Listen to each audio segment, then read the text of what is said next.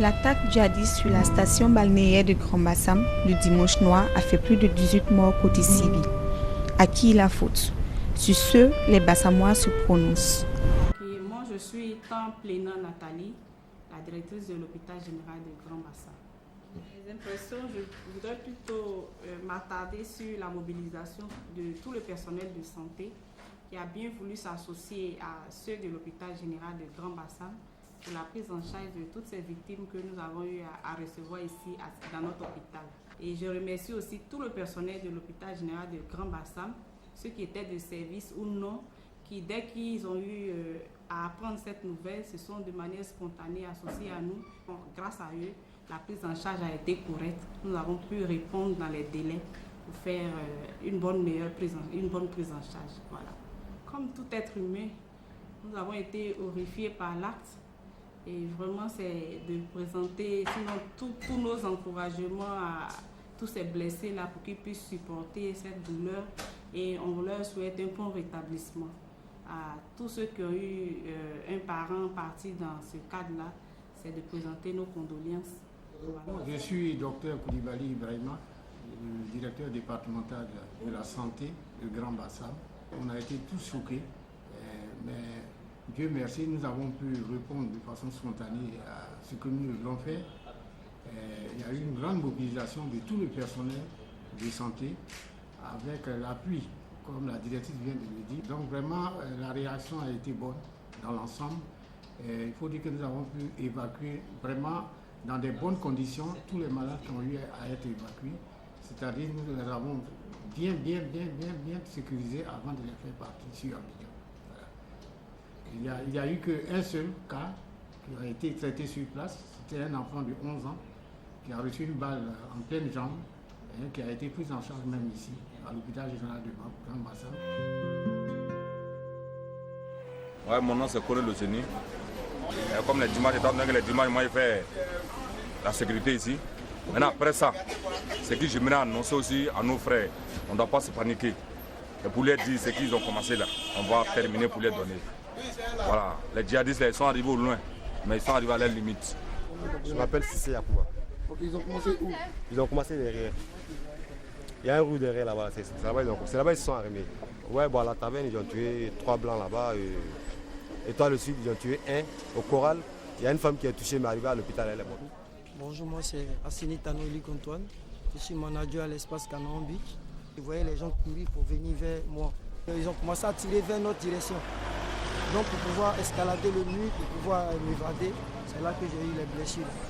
Hier, ils ont garé là, ils étaient dans leur voiture. Bon, on les a vus même pour les bulletins. Ils étaient bien habillés. Bon, les gars parlaient d'arabe, anglais. Bon, il était assis là, il n'y a plus les bouteilles, il partait pour montrer ça à d'autres clients. Quand j'ai entendu, ils ont été criés, ça tire. Donc même on dit à d'autres jeunes qui disent non, c'est pétard, je vois les gens courir. Moi c'est courir, c'est parti à l'étoile du sud, c'est là-bas, on est parti se cacher là-bas. On était nombreux là-bas. Et ils vous ont trouvé encore l'étoile du sud? Ils nous ont trouvé là-bas encore. C'est ça, il y a d'autres personnes qui disent non, ils ne sont pas encore partis, ils sont encore là, on n'a qu'à se cacher. Donc on est resté là pendant 1 heure du temps. Ça à 15 heures, on est sorti maintenant. L'état civil, c'est M. Gouzier Gbalou Armand, Osbiache en tant qu'artiste. Ouais, je travaille à Djaliv, je suis artiste maison et aussi manager de Djaliv. Effectivement, j'étais présent aux environs de midi par là. J'étais arrêté sous l'hangar. Et il y a un couple de plagistes qui venaient comme chaque dimanche à la plage. Et 2 individus armés ont débarqué. Ils ont saisi de nulle part par derrière. Et ils ont ouvert le feu sur le jeune homme au téléphone par derrière. Et là, lorsqu'on a vu ça, j'étais avec mon frère là. Qui essayait de se cacher derrière les voitures.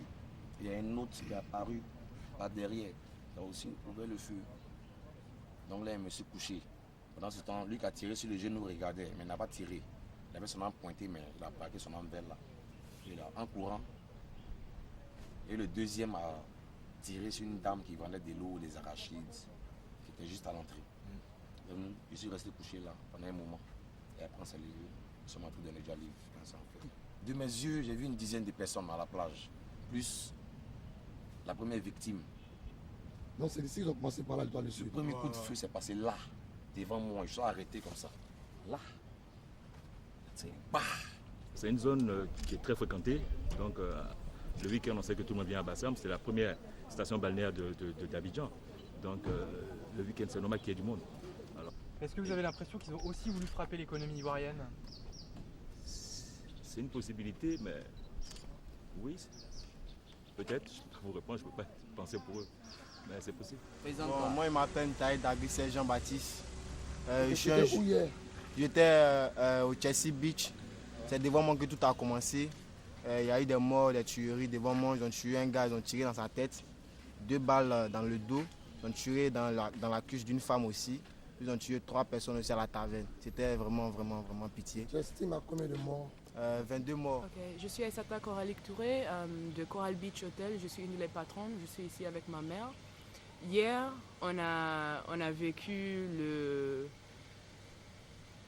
drame et l'expérience d'avoir les attaques. Le jeune il était couché contre cette mur et son dos, ça nous regardait, sur son visage regardait le mur. Il ne pouvait pas bien respirer et son pied était tiré du cul. La femme, elle a tombé sur les briques ici et c'est ça qu'elle a été couchée dessus. C'est pas juste quand le paramédic est venu, on a mis les draps sur elle et lui pour que le soleil arrête de le taper. Mais c'est quand les paramédics, l'ambulance est venue et nous a dit qu'on peut la tourner. C'est ça qu'on a tourné. On a bien compris qu'elle a été tapée 3 fois et son bras a été complètement cassé. Ouais. Elle est décédée après? Elle est décédée ce matin, je crois.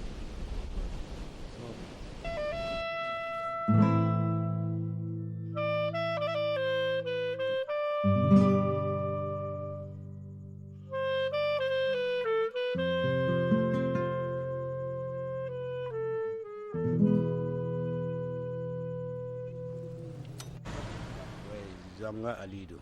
Tu es gardien où ça? Je suis gardien de la taverne. C'est comme ce que je vous dis. On ne peut pas voir les lions qui courent derrière toi. Tu peux savoir comment, s'il galope ou bien il fait comment, on ne peut pas dire que vraiment je vois comment il est couru. Donc ce qui s'est passé, je ne pourrais pas dire que ouais, c'est passé comme ça. Moi, ce que j'ai attendu les coups de fusil. Donc je n'ai même pas bougé, j'ai laissé. Il y a eu combien de morts à la taverne? Bon, normalement, c'est 3. Et donc les djihadistes sont rentrés à la taverne? Ah oui. Et quand ils sont rentrés, ils ont dit quoi? Est-ce qu'on ne peut pas savoir ce qu'ils ont dit parce qu'ils n'ont pas parlé avec quelqu'un? Ils étaient barbus, ou ils étaient en boubou, ils étaient en civil? Je vous dis que je n'ai même pas été dedans là-bas. Je suis gardien, je suis dehors. Ah, donc quand le lion te poursuivait, tu n'as pas regardé derrière? Si c'est toi, tu peux regarder? En tout cas, je ne vais pas regarder. Hein. Voilà. Moi, c'est Isali Henri Joël. Hier, aux environs de 11h à midi, là-bas, il y a des gens qui sont venus, ils ont pris un pot en face du marquis Jallife. Moi, c'est Daniel, c'est le mari à l'état civil. Vraiment, on a été tous déçus parce qu'on ne s'attendait pas à ça. Et vous faites quoi à la gare ici? Montez à bien. Mais non, mais c'est Diakité Danza. Je suis un chauffeur. J'ai fait la ligne Abidjan-Bassam. Pour ce qui s'est passé hier, vraiment, ça n'a pas été bien. La Côte d'Ivoire était un pays émergent. Nous sommes en train de sortir de la crise. On demande à ce que les djihadistes nous laissent tranquilles. Laissent les Ivoiriens vivre tranquilles. Parce qu'on a trop souffert. Est-ce qu'il y a eu plus de 22 morts? Bon. Sincèrement, je n'étais pas sur le lieu, j'étais au travail. Bon, il y a d'autres qui disent 17 morts, d'autres disent 22. Donc, mon nom c'est Sako Poussini Abdallah. Je pense bien que l'événement d'hier, c'est vraiment un événement très tragique. On ne s'y attendait pas vraiment à ça. Et vraiment, je peux dire que c'est vraiment très pathétique. Et à votre ligne, il y a plus de 22 morts? Oui, je pense bien qu'il y a eu plus de 22 morts. Quel est le message apporté aux autorités ivoiriennes? Bon, je peux dire que c'est de renforcer plus encore les contrôles. Quant au niveau des frontières, ça va qu'au niveau de toutes les villes de la Côte d'Ivoire. Parce que vraiment, on ne veut pas vivre encore ce genre de trucs.